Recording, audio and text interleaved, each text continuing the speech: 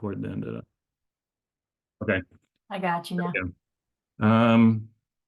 Now I forgot what I was just going to say. Oh, you should have a Bell team, right? So B is for a banker. Like you're going to have to get a business bank account so you have everything completely separate. Even if you don't at first, at least you have a separate bank account that you can at least put money in. But have a separate bank account because eventually you're going to want it completely separate. A is for an attorney, right? Because you're going to need contracts. I mean, you don't need an attorney like on retainer that's like, working with the mafia, but just find somebody that's kind of, you know, competent, somebody that can do a reasonable turnaround. That's the big question to ask them. Like if you have a contract coming up, if you send them a contract, how fast will they turn that around? Right. So I think that's another good way to kind of look at that. I is for insurance. You're going to need some type of liability insurance. So look into that more and more. Um, oh man, and now I forget what L is. What is L? Banker. Oh no, no, no, I'm sorry. The A is for accountant. So accountant, sorry. You need an accountant, a CPA. Somebody who knows the laws well enough and keeps you earning money in the right ways. I would say between your lawyer and your accountant, talk to them about the structure, right? Whether it should be an LLC, which is typically what most people are going to say it needs to be an LLC. But then once you start earning, some people say over 20 to $40,000, then you need to flip it to an S corp. Some people don't say that. So, it might be state dependent, it might be lawyer and accountant dependent and kind of what your needs and growths are. So I would say keep those four people if you're going to go into private practice. And again, these people don't need to be, like I said, like you keep them on retainer, like you're going to be hitting lawsuits all the time, or you're not even going to be reaching out to your CPA all the time. It'll really just be once a quarter. You're probably dumping all your stuff into some portal and they're filing your taxes for you. But just kind of I guess, keep those things in mind as you're growing. And even if you're doing it on your own, keep those things in the back of your head that I need an accountant. So that means I need something like QuickBooks. If it's not QuickBooks, and have an electronic health record that's keeping track of it, whatever it is so that you can pull that data. This meeting is being recorded. Okay. Was that helpful? So I don't know about templates because I would hate to give you a template and then you use it. And I would also say don't ever Google a template and then think that that covers what you're going to do. Just because you don't want to end up in jail at the end of the day, right? So anyway, okay, so back to health coaching. So really the reimbursement models. The other thing that I think is amazing is health savings plans. So that could be another stream of revenue as well. I forgot to mention that earlier. Health savings plans and EAP plans can be other contracts that are out there. EAP plans, typically they want to do coaching more than they want to use therapy because EAP is not meant to be therapy. It's meant to be kind of like a short-term relief, kind of get you moving in the right direction. So EAP plans are moving more towards coaching and away from therapy. So military one source is another one as well. That kind of does. I don't think you have to be a clinician to be a military one source either. Yeah, go ahead, Pat. So I work for a company called What Good Looks Like, and we essentially do EAPs for fraternities on college campuses. That's how we're at all those schools that are related. It can be a financially viable mechanism to start bringing on like additional employees, especially if you do an EAP of say anywhere between $25 to $200 per employee or member of an organization. If it's a large scale organization, and you're getting, let's say, I don't know, there's like 500 members of this company. If you get $100 per member per year as part of that EAP, that's a lot. And you can kind of divide your time between building up 2, 3, 4, or 5 EAPs, and now you can bring someone on board. It's just a revenue model that I've really enjoyed. I mean, that's a great way of looking at it, because that's another piece, right? Is you need to have revenue streams that you enjoy and a network, right? If you really hate working with, depressed women, then, that's really going to be a terrible way to continue to build a practice, or whichever way it is, right? If you hate working with college kids that are drunk and making stupid decisions on a regular basis, um, you know, that would suck too. So, but you also have to eat at the end of the day. And I think that's really the big piece, is everything that you do has to be sustainable. And I think that's the ultimate way to think about it, is to think about sustainability as you're building it. And also as you grow sustainability.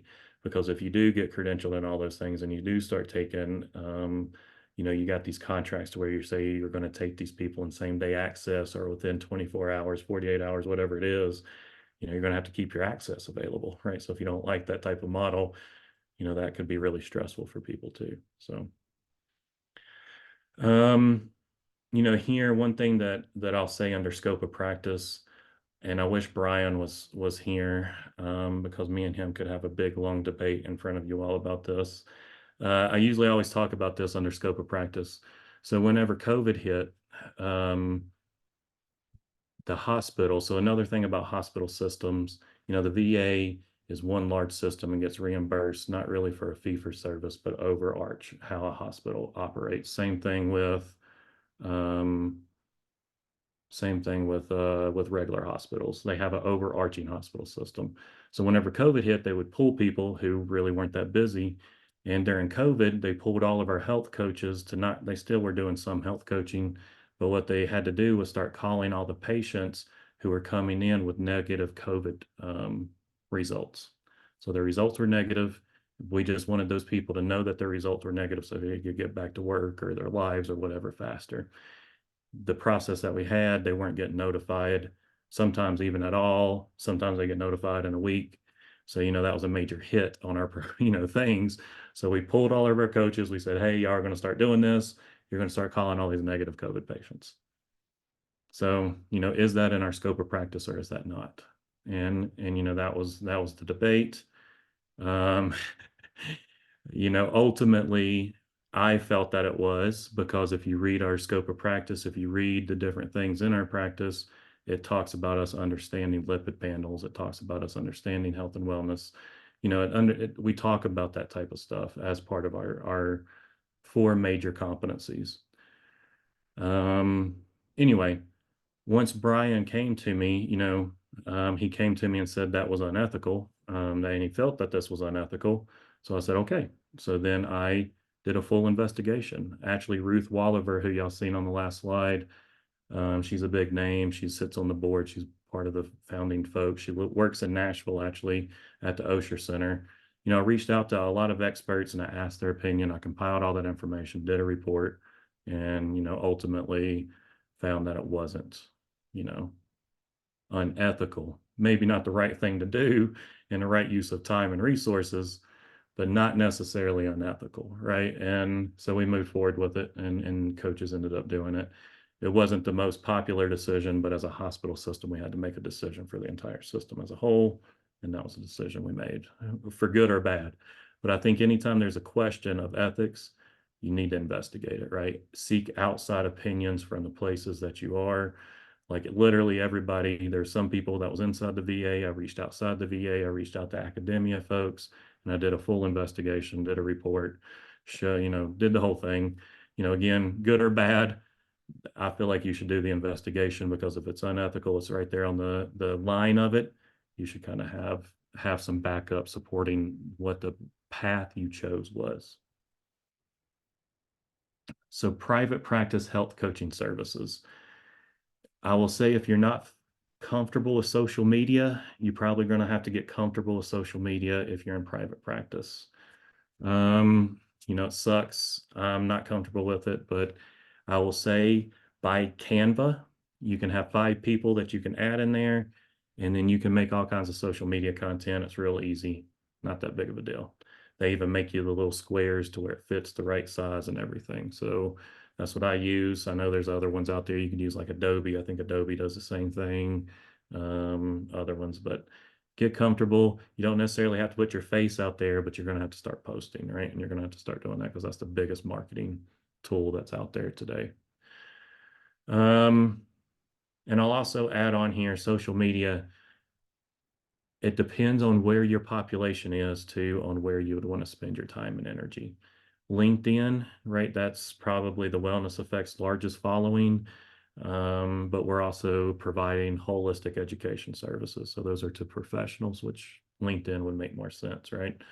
It might be that your market may be more on the Facebook market, which is a more of an older population. Is it Instagram? You just gotta get a real feel for social media if you're going to go into private practice. And then the pay models, there's all different kinds of pay models. If if I were you starting out a private practice, I would start with a fee for service mentality and work your way into any type of contracts. If you can start right out of the gate to say, I need a contract for every client that comes in here, you'll get, 2 sessions every month and you'll get X amount of emails. You'll have access to phone calls, 3 times a month, something like that, right? You can put a whole package together and get a whole contract. I'll say that those are pricey, and typically, I just say build into it before you do it instead of jumping right into it. I just think it'll be harder to build into it because it's a harder or a higher price point that you're going after for people than saying, you can come to me and get coached for $50 a session, and we're that's good, right? And then if you quit, you quit. If not, but then your marketing is going to have to be pretty a long ranged. So you want to have a kind of healthy piece of that. Another thing I would say is start to think about how much money you're going to spend on marketing too. A traditional way to think about it is 30% of your revenue overall should be going back into marketing, right? 30% of everything should be kind of what you're putting into marketing. Um, and that's for a good fee for service model. So again, play around with those type of models. And then as you build it, you have to think of sustainability of how you're going to build that and all your fees, social media accounts, LinkedIn, you have to pay for, right? So we don't have to, but if you're going to have a business page, you're going to have to. So again, got to do it. Let's see, assessing health coaching services. Whenever you're really out there, here goes other places that you could really try to contract with is fitness facilities.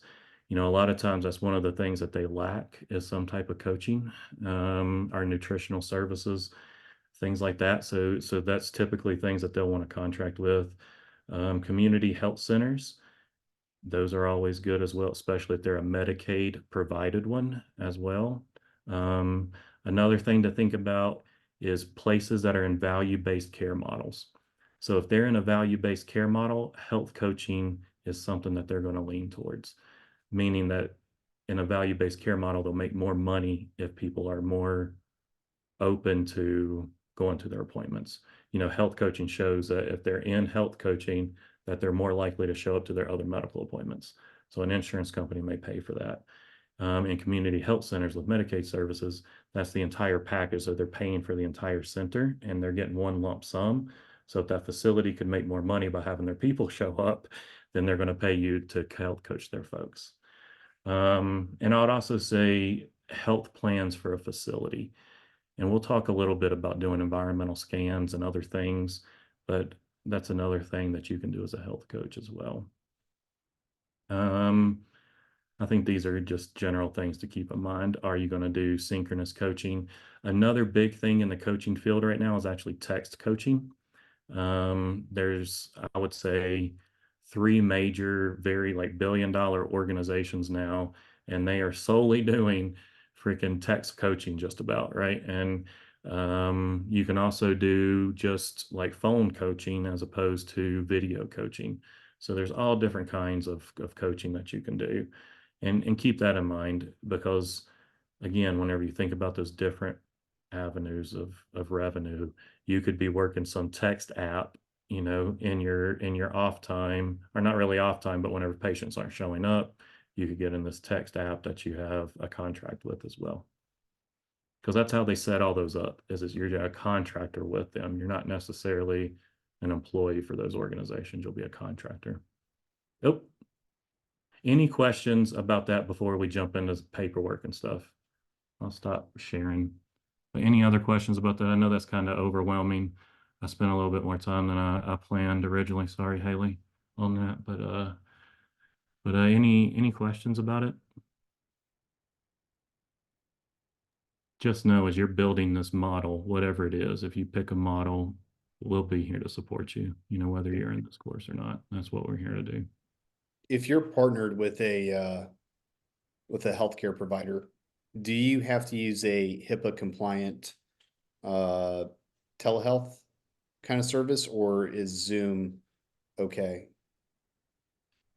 I would I would urge you to ask a legal advice on that. Because I think it depends, there's so many different regulations because the moment, something that hopefully in this legal part that we talk about, and I know we've talked about it, is mental health therapists who lose their license will claim the title of coach and then start billing across state lines, right? Or hell, they might not even lose their license. They just want more flexibility. So they call themselves a coach and they bill across state lines so they can have a telehealth practice. I don't want to make it sound like they're vindictive or malicious. That, it could be that they're legitimately good people providing great services. Um, and there's just a few bad apples out of it, right? And there's a lot of threats to our business, I guess you could say, and there's going to be laws that are going to start cracking down on it. And I say that because we'll show a video later that shows somebody who was claiming to be a coach but was providing nutritional advice and got her ass handed to her for a minute, because you can't do that, right? If you claim the title of coach in any way, shape, or form, whether you're going to be coaching, you know, um, executives, whoever it is, the moment that you claim coach, that is it. So, but then what I'll say is if you are a part of an organization that claims to be a healthcare organization, or if a nurse practitioner is providing an advice. So I guess back to the original question, if you're saying that these are the services that we're providing as these healthcare services, then I would say absolutely, you probably would. I would say the answer would be yeah, they would require it. But I would say it would also depend. The laws have changed so much, and then states have done different things since COVID with all that, some Zoom was okay, some states weren't. So I think it would also depend. But then you start thinking about working across state lines, and then it might be good. And remember, where your patient sits is where the laws apply, right? Not where you sit, right? So remember that it is where your patient sits, which also means, I was having this debate with somebody else. Can a patient record you on their end and it be perfectly legal? It depends on the state, right? It's a state law, and that's just a good example of how states can depend on what type of systems you're using, I guess is the way to say it. Okay, yeah. That's a tricky situation.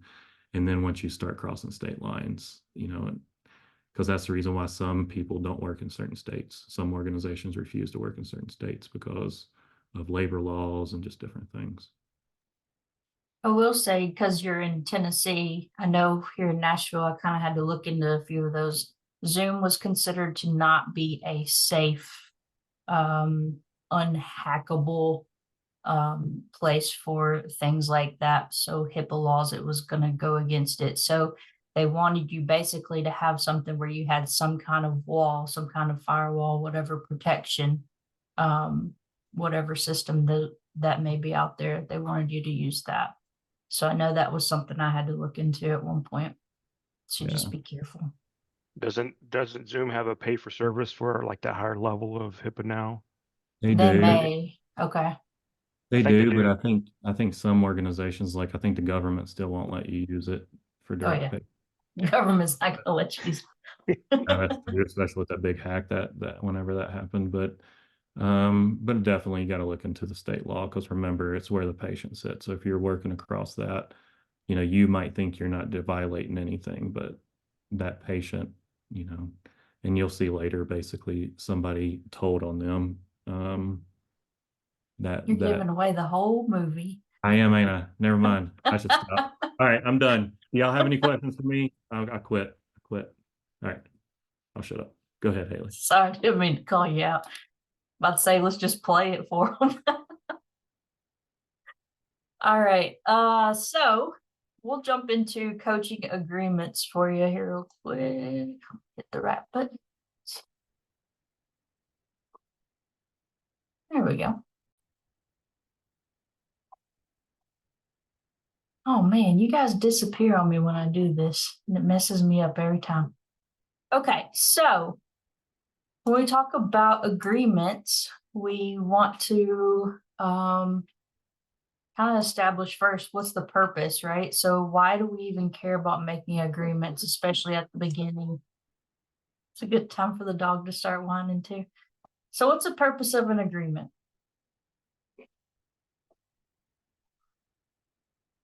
Nobody knows. Make sure everyone's on the same page. Exactly, right? Make sure everybody's on the same page, make sure expectations are met, right? So it establishes that professional coaching relationship, first of all. It shows that you are a working professional. You know what you're doing, kind of, most of the time, right? And you know what your boundaries are and what is expected of you as a coach. It outlines the services you provide. It kind of presents the roles that you're going to be put in and the roles that the client plays. Going to make sure to kind of define all of that. It confirms understanding and agreement of both parties. And we'll jump into that a little more and get a little more in detail here on that. So the coaching agreement has some key components. There's about 3 of them. So first you want to a description of coaching process and services. Why is that important?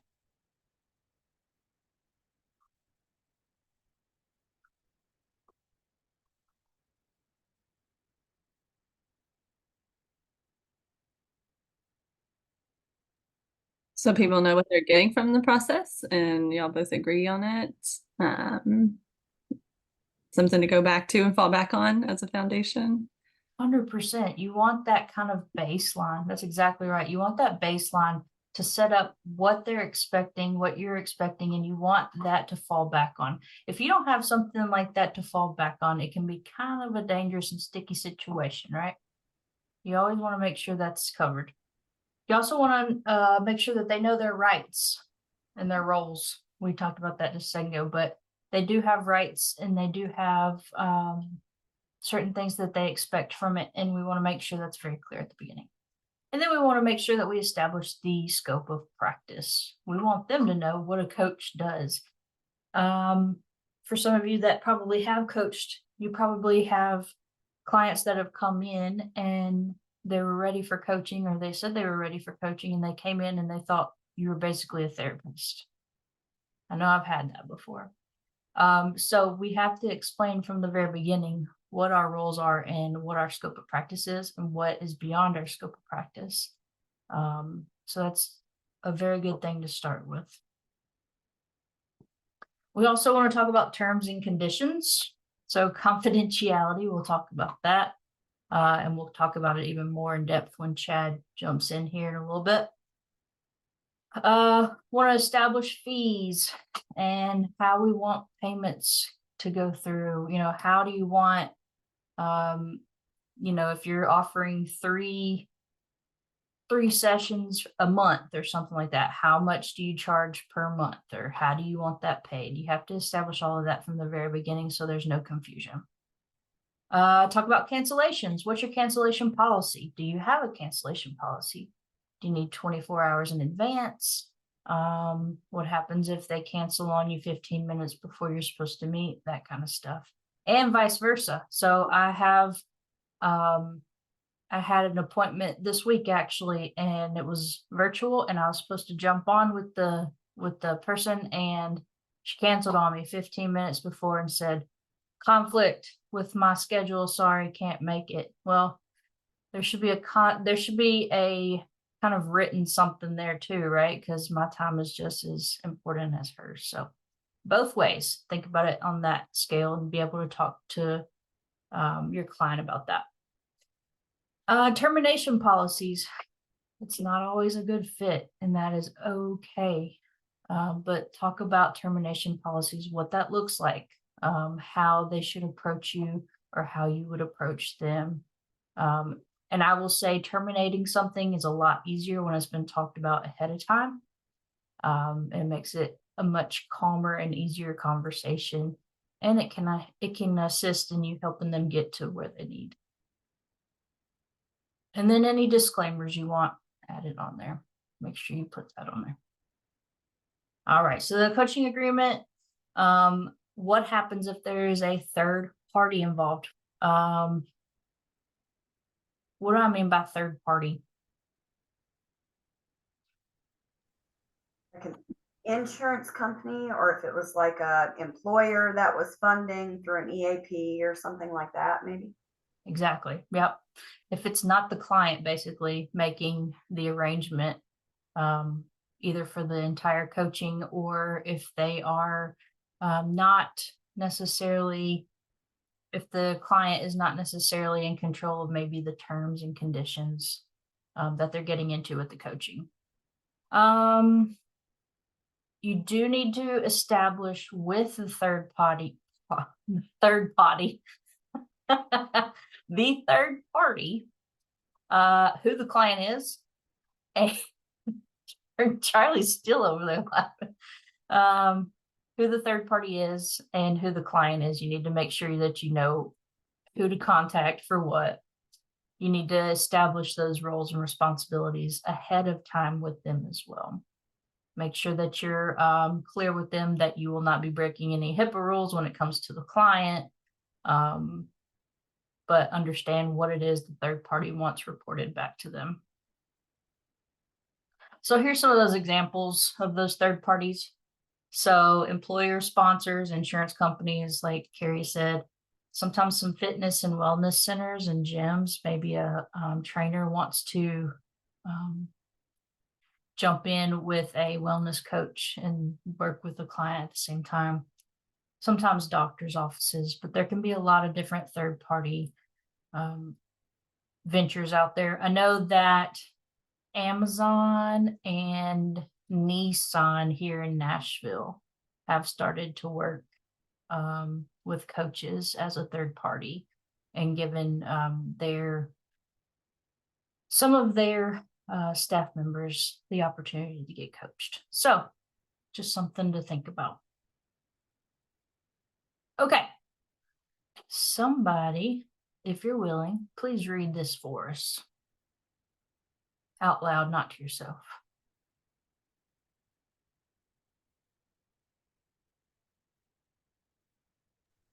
I'll do it. All right. Company X has hired Haley to coach employees to elect to participate in the company's wellness program. To receive a credit on their insurance premium, employees must complete 2 coaching sessions with Haley. During the first session, employees will identify a physical health goal that can be completed within 6 months. During the second session, 6 months later, employees must be able to report that they made progress on their goal. Thank you, ma'am. And I will just throw it out there. I did not add my own name to this. That was not my doing. All right. So first thing, what items will need to be addressed and clarified in the coaching agreement between Haley and Company X? What are your thoughts on that?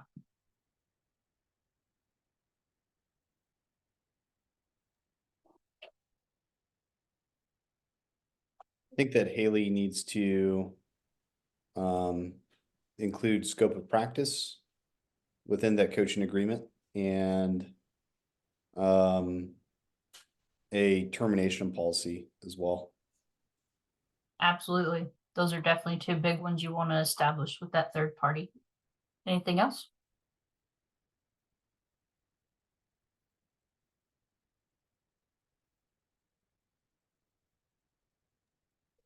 Maybe what specific type of service? Like I understand that it's coaching, but is it a goal of, I don't know what I'm saying. I'm just not going to add any more words, but I would just say services. Yeah. So what happens if the client, and I may be getting ahead, there may be one more bullet before I do this. But what if the client has goals that aren't necessarily physical health goals? Something that maybe should be established ahead of time?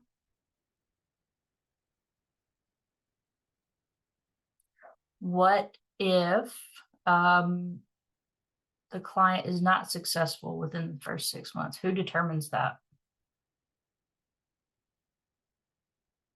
So these are kind of questions you want to think about when you're dealing with a third party, and it's not just the client. You need to be sure to understand their expectations, but then on top of that, inform the third party that in coaching, the client drives that practice, right? So if it's not a physical goal, what does the third party want us to do as a coach? Can we continue coaching them? Do we need to refer them to somebody else? We need to make sure that we're staying within the bounds of our contract with this third party, but we also want to make sure we're serving our client at the same time. Does that make sense? Client is the one that's going to determine if they're successful or not, right? That's how coaching works. So the third party doesn't get to decide if they're successful. So those are things to just kind of think through. Consider Haley's role with regard to employee goal selection, satisfaction of requirements for the insurance credit, and data that is collected and reported. Yeah, that's another one. What data do they want you to report on? Does it go against HIPAA, right? Is it getting too into the nitty-gritty that you're starting to tell the company personal health information? We have to keep ethics in mind as coaches too. All right. So when we think about scope of practice, health coaches must be really clear with themselves and their clients about what they can do and what they cannot do. So when you're doing this, you want to assess the fit. Like I said, it's not always the best fit. That's okay. You're going to be managing dual roles sometimes, and we'll talk more about that in a minute. Some of you are not just coaches, so you need to be able to kind of take one hat off and put another hat on and distinguish that. We also need to think about our scope of practice when we are sharing information. What is a tool that we have already talked about in depth in this course that is very helpful when we are sharing information or resources?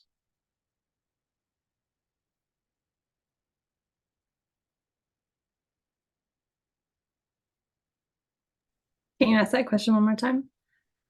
What is a tool that we have learned in this course already that would help us as coaches if we were to share some information or some resources? Elicit, provide, elicit. Bam, there it is. Charlie's going to send you an ice cream cone here tonight. You are a winner chicken dinner. That's right. Elicit, provide, elicit is a huge one that we can utilize if we do need to provide those kind of resources. And then the future of regulation, we'll talk a little bit about that, but Charlie got into that as well. And that, to be honest with you, it's just an ever-changing world of regulations. Coaching is still, I know it seems new, it's been around for a little while, but when it comes to regulating it and putting kind of those boundaries up, they're still trying to figure some of that out. And COVID did kind of thrust that in full force with the, here goes Charlie again. It did put us into full force when it came to jumping on the internet with it. So there's definitely going to be some regulations that may change over time. Okay, so let's talk about assessing the coaching fit. How do we assess if a candidate is right for coaching? What would kind of limit them in you thinking they're not ready for coaching? That may be a better way of saying it.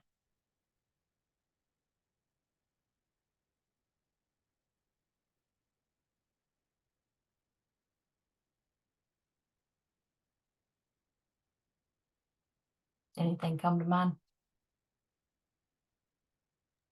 Being unprepared to or unwilling to make a change at this point.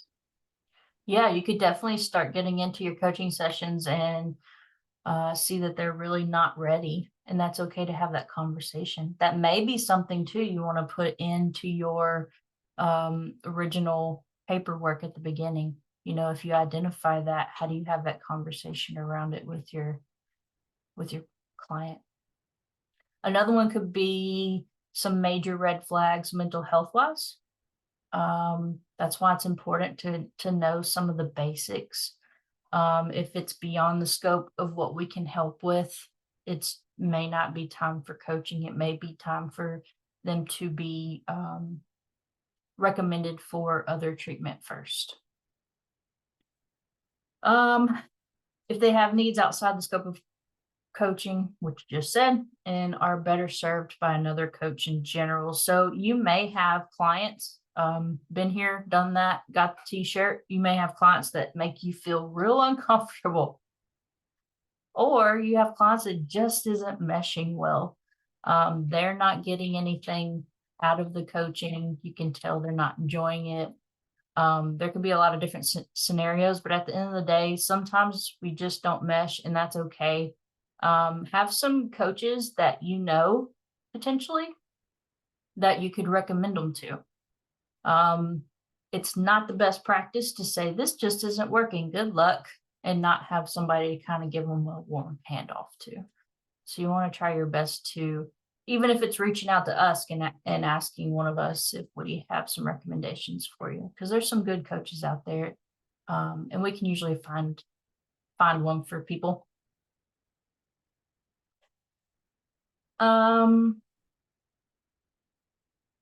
Did I just do that twice?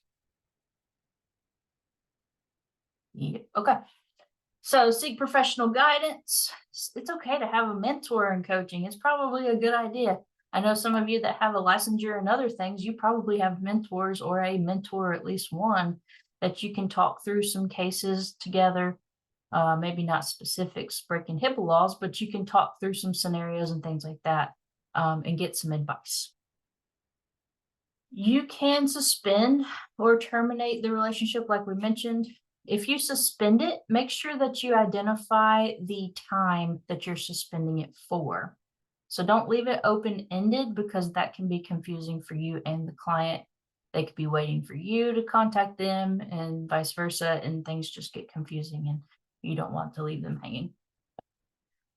And then just have other resources, maybe even beyond just a coach. Maybe have resources for whatever you think they may need. Maybe they need a nutritionist. Maybe it's beyond what you can help them with when it comes to their nutrition. Maybe they need a, I don't know, physical therapist. Maybe it's beyond your scope with what's going on physically with them, and they need some extra help. So maybe just learning your area and what's available in your area, and kind of getting to know the people and know if they're a good fit for these people. Okay. Next question. Well, next scenario. Who wants to read this one for me? Go.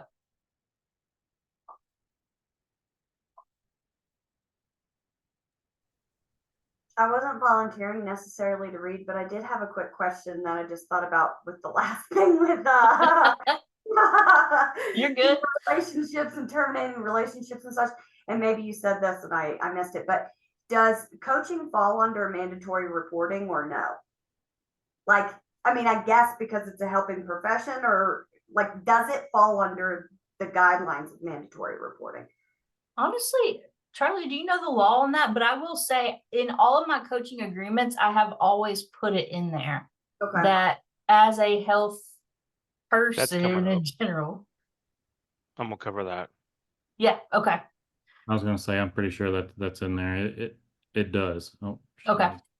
Good. Um, I don't you know. know, but I will say also, it could be state dependent, on your state, because some states, everybody's a mandatory reporter, right? So, it wouldn't matter if you were told something, you would have to report it regardless. So keep that in mind, and I would err on that side of caution 100% of the time, because you can always defend that in court more so than, oh, I just let them keep getting abused or whatever. I would much rather stand in court and fight the other way than than the on the other side of that. So anyway, all right. Yeah. Thank you, sir. Yeah, and I will even say go as far as to kind of research in those areas so that you know what to do and how to do it, because when you're in those situations, being prepared helps, because your mind kind of gets a little crazy and you're like, what do I do with my hands at this point, right? So sometimes it's just good to kind of even practice that. But having that in your initial agreement is really good to have as well. Good question. Okay, I'm gonna read this for y'all since Carrie spoke up and asked a question. I feel like you're still engaged, so we're good. All right. It's your first coaching session with Victor. Victor wants to work on the relationships segment of the health compass. He says that he has social anxiety, but he doesn't need counseling. He wants more friends, but he avoids interacting with people because he is afraid they won't like him. What is your next best step out of these 4 answers? A, keep coaching him and watch for signs of mental health problems. B, ask Victor how he envisions coaching will be helpful to him. C, inform Victor that you are not qualified to work with issues of social anxiety. Or D, seek guidance about Victor's issue from a mental health professional. I mean, my natural reaction is to pick B.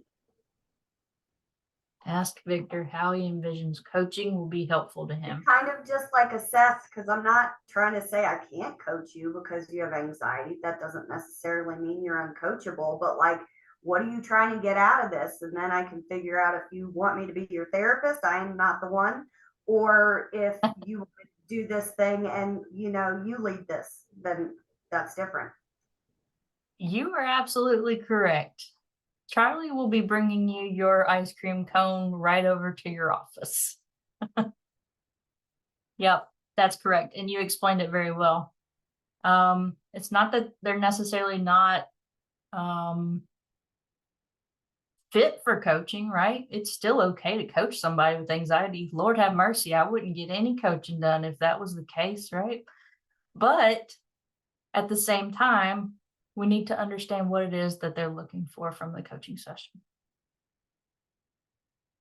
All right, so when we talk about dual roles, this is where we're talking about licensed professionals.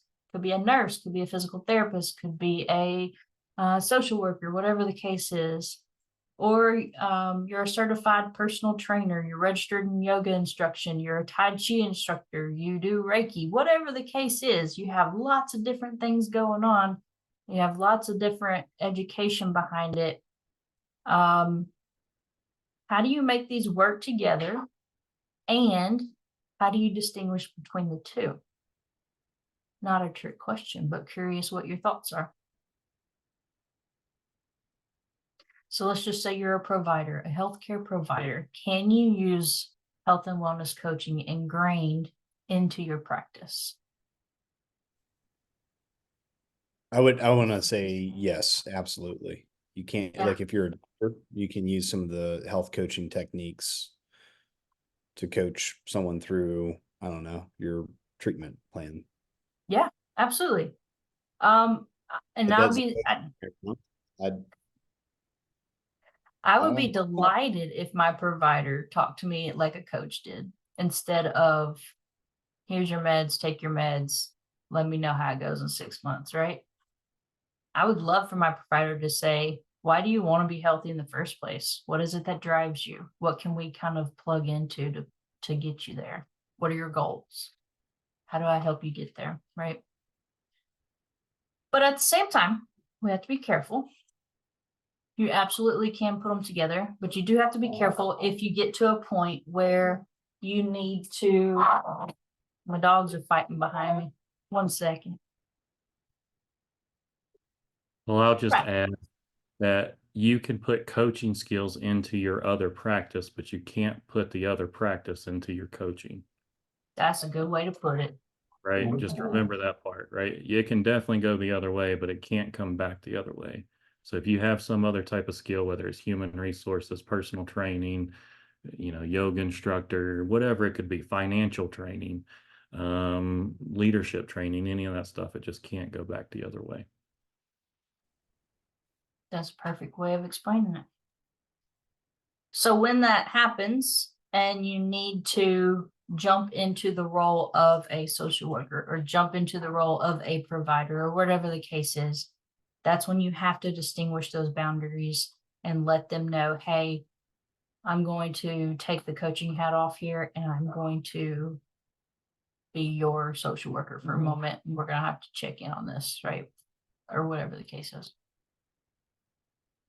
But if you do that, make sure you're in a setting where you can actually utilize the service that you're providing.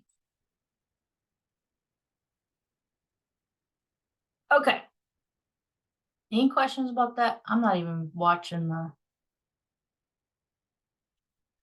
the chat. Everybody good?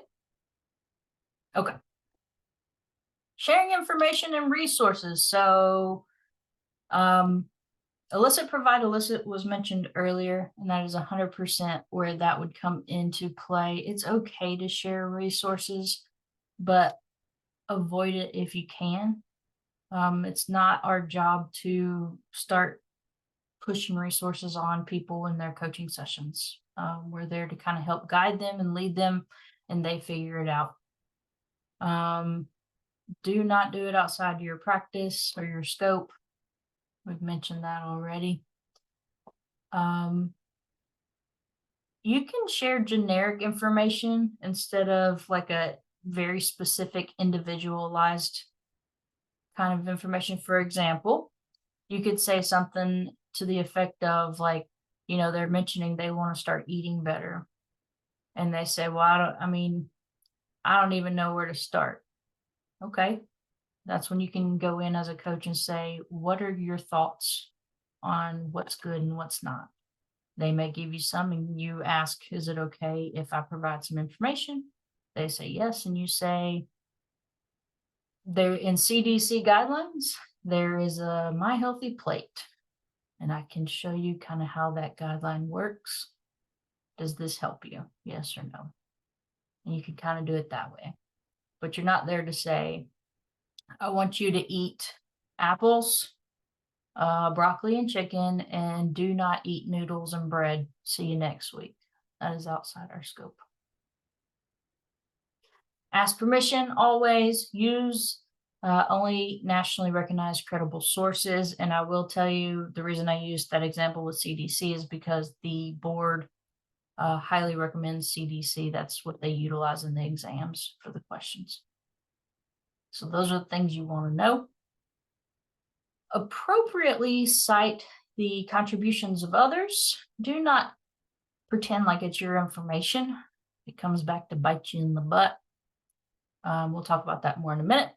And use disclaimers, documents, websites, have something to kind of back up your words. Don't just make stuff up and make them think that it's out there somewhere and you just made it up. Have those things kind of there if they want references. We used to have a big book at the VA when I worked there. We had a big book of different resources and references so that if it was ever asked for, we could kind of have it on hand. So it doesn't hurt to just kind of put those together. Okay, sharing information and resource citing the works of others. So code of ethics is really where this comes into play. So coaches agree to recognize and honor the efforts and contributions of others and only claim ownership of my own material. That is probably going to be an exam question. If you're planning to take the exam, they do talk about ethics quite a bit, but it's pretty straightforward. Okay, so the future of regulations, this is where Charlie mentioned it's going to change, it's going to keep changing. But as of right now, we know the scope of practice, but it will probably shift. Regulations will probably start to change and become a little more stringent. I think they do keep a close eye on that scope of practice, and they do keep a close eye on how things are being billed right now with the CPT codes and things like that. Just keep an eye out. And again, it could be dependent on state too, how they see different things and what they regulate and what they don't.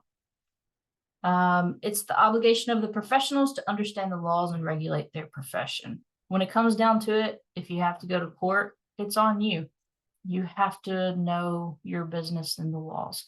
So that's why when Charlie mentioned the bail team, which I spelled B-E-L-L at first, and I was like, where is he getting this A and I? That's all over the place. Anyway, that team, that's going to be really important for you to establish if you haven't already. And if you have, make sure that they know the laws in and out for your state as well as other states if you're going across those lines again, like Charlie mentioned. Okay, so sharing information and resources. Again, this is going to talk about giving credit. You got credit cards on here, but it's giving credit to the right people. I think we just saw the word credit and put credit cards on there. That's what happened. Yep. Okay, so let's see. Intellectual property can be described as an asset that is the result of creativity or a creation of the mind to which one has rights and for which one may apply a patent, copyright, and trademark. If they have any of that, you better give credit where credit is due. There is a purpose for citations. If you went to school and had to do citations, there's a reason they made you do it over and over again. You have to give that credit. Let's see. I'm just flying through these. There we go. What is an example of intellectual property? Anybody have one? So my company uses like wellness systems to help fraternities implement into their self-governance.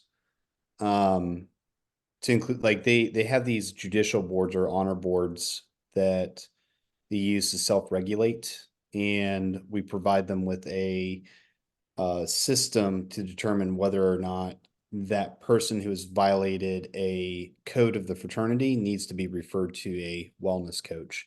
And then that system, which is on like a Canva or on a PowerPoint, is intellectual property of What Good Looks Like LLC. Nice. Yeah, there you go. Those are great examples of intellectual property. They're useful, but you're still making sure that they know it's not you, right? It's their property, it's their stuff, it's their ideas, and you're getting to utilize it. There is a fair use doctrine and additional resource links out there. We have the links for you, but I think they're down in the bottom of my notes here, so I will put them in the chat for you so that you have access to kind of look through those. But at the end of the day, I mean, it's very straightforward. Do not take credit for things you did not create, and then you'll stay out of trouble for the most part. Okay, here comes the movie that is already halfway spoiled. No, I'm just kidding.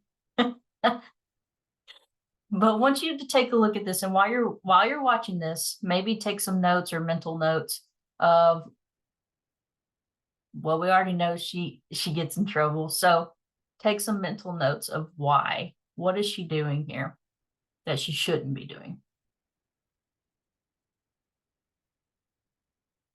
The day I got cited, I was blindsided. I couldn't believe that this was my life. I couldn't believe this was happening to me. To just have the carpet pulled from under my feet is just devastating. My name is Heather Kokesh Del Castillo, and I am a certified holistic health coach. I guide people to put in healthier foods, and in doing that, we can take away unhealthy foods. We're a military family, and 2 years ago, we had to move for the military, and we moved to Fort Walton Beach, Florida, from Monterey, California.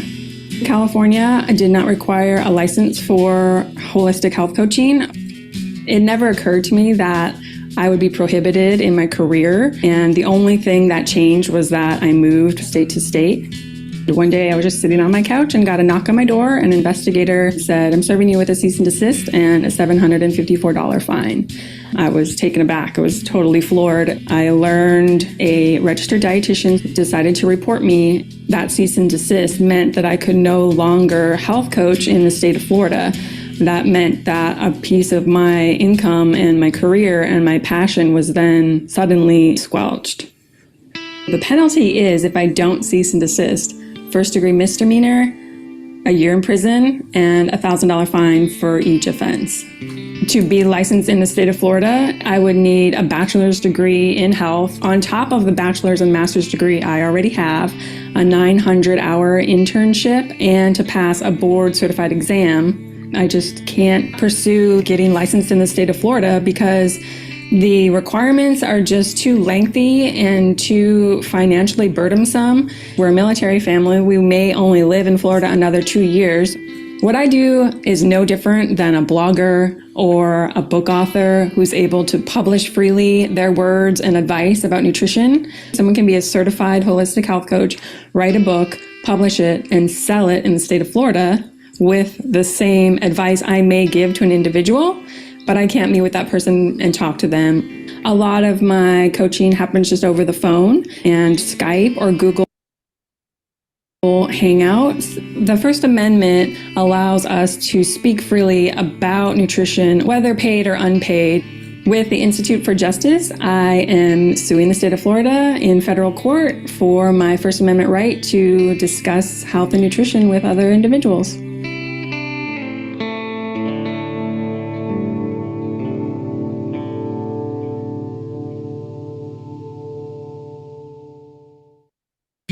The day I Okay, so after watching that, where'd Heather go wrong?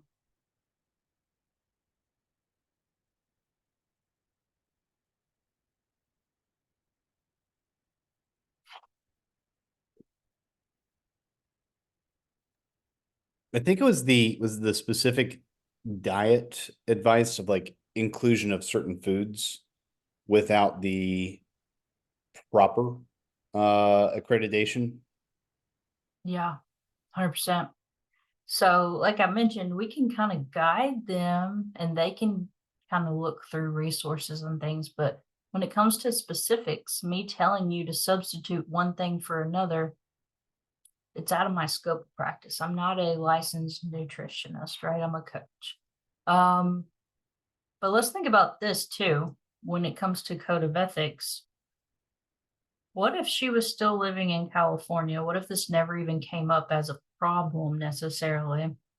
And she was still in the state of California. Would this still be appropriate? Not necessarily against the law there.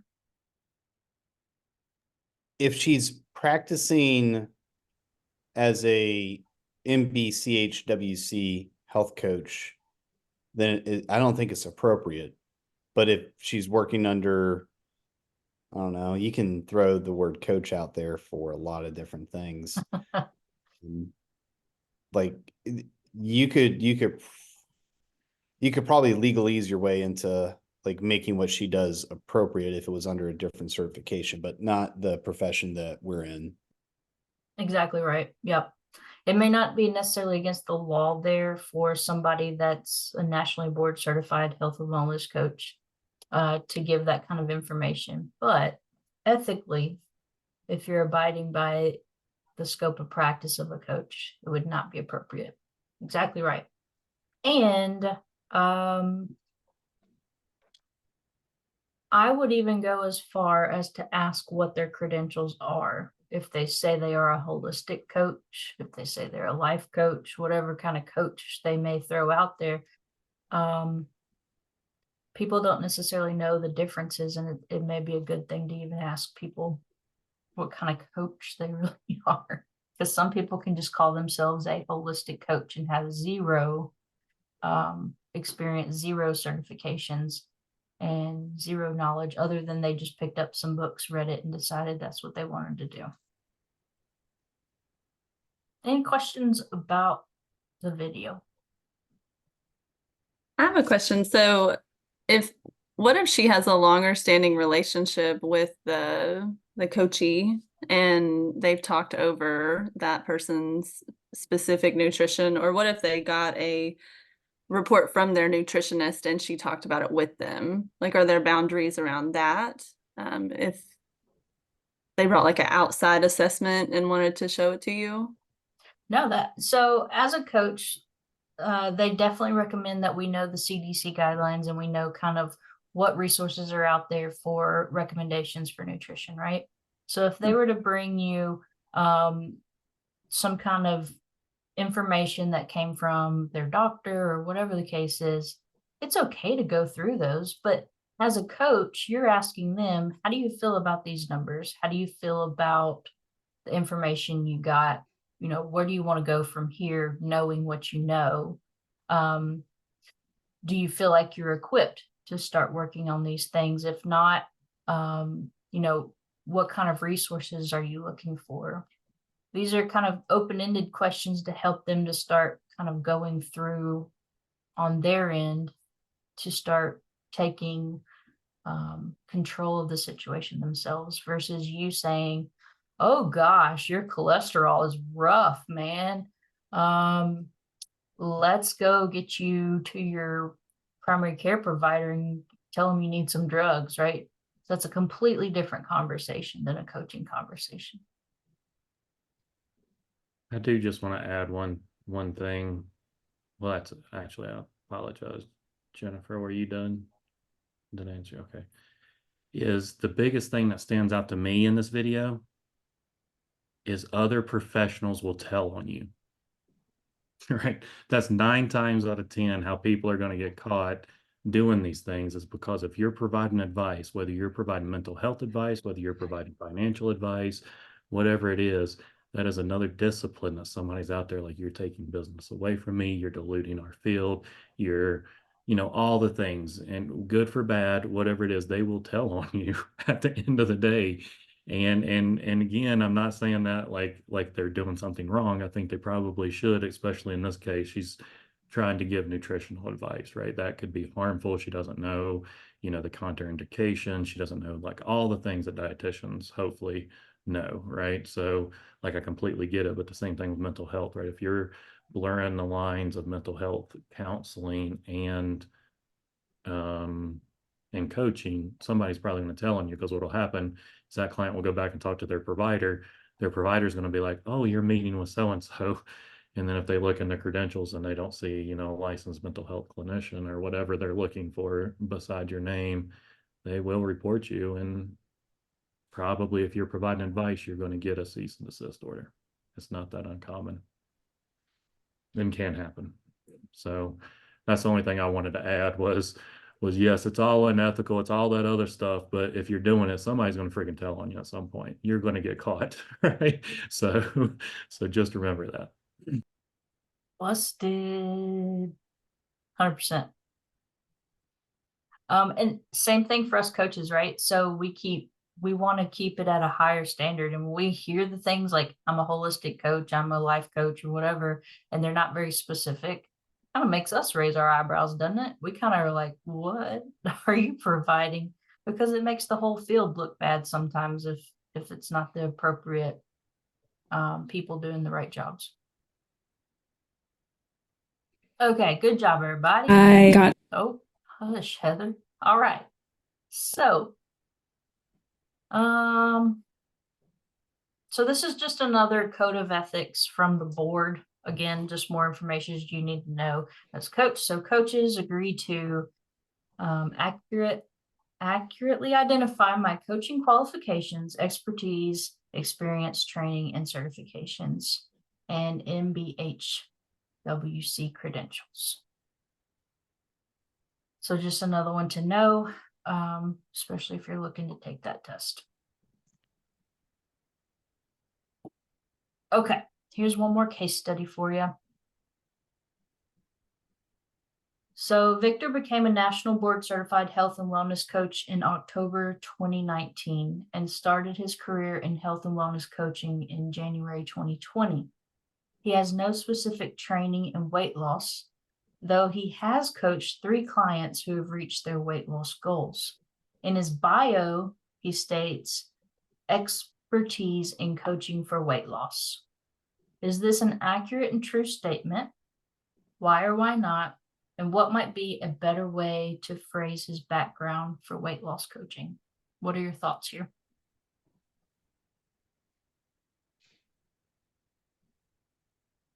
I would definitely think expertise is a stretch. That is not. Stretch. Tell me more.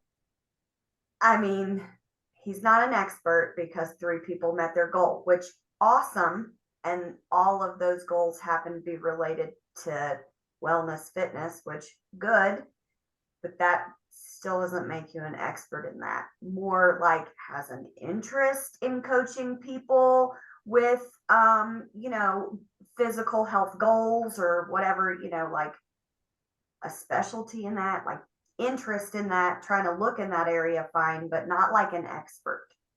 Yeah. The word expert, to me, that would imply that you have some kind of education, training, certification behind that, right? It doesn't make sense for me to see expertise and then it's just because you've had 3 people successful at it. That's not what I'm looking for.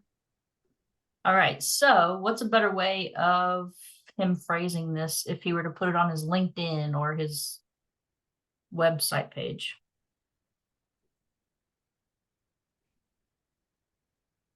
maybe just like specialty area weight loss, or I don't know. I wouldn't call it weight loss. I'm kind of judging that word, but maybe weight related goals. Yeah. Because Maybe maybe he stressed all his clients out and they were anxious and they lost a bunch of weight.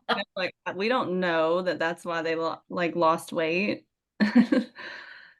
Yeah, that's very true. I never thought about it in that way. You bring up a good point. Maybe they were going through a divorce and they lost weight, right? Maybe their kid was sick. There could be a lot of different situations in their life that had nothing to do with him coaching them through weight loss, right? He could say something to the effect of experience with coaching people with the goal of weight loss, right? Experience coaching people with goals, physical, emotionally, mentally, whatever, right? You don't have to necessarily say you're an expert at it. Maybe you're just experienced. Okay. The coach must agree to maintain, store, and dispose of any records, including electronic files and communications created during coaching engagements in a manner that promotes confidentiality, security, privacy, and complies with the applicable laws, regulations, and agreements. That's another part of the code of ethics. And this leads straight into where Chad is going to pick up, because he is going to jump in and talk about more about that. I was gonna say, why don't we take 5 so everybody can kind of take a break? 100%. Yeah, before Chad jumps in, if that's okay, Chad. Absolutely. And another thing that I wanted to add in here just before we kind of close this out, another thing I would check on in state law is if you hand somebody a coaching agreement and you 2 agree on something, you automatically just then entered into a contract to where you now have to take their data and store it. That contract would then fall into HIPAA compliant things, and you need to keep a copy of that contract for 5 to 7 years or whatever it is. I forget what it says. It depends on the accrediting body. And if you're not, you could be in violation of that as well. And where the violation comes from is if that client dies, if that client has an adverse action happen to them and somebody starts looking into the care they were receiving. How often does it happen? Probably, you know, I don't want to say a lot, but, you know, probably more than we probably think. So it's probably not as common as I'm making it sound, but it's probably not as infrequent as it should be. So keep that in mind, is the moment that you hand somebody a piece of paper that just became part of a client file.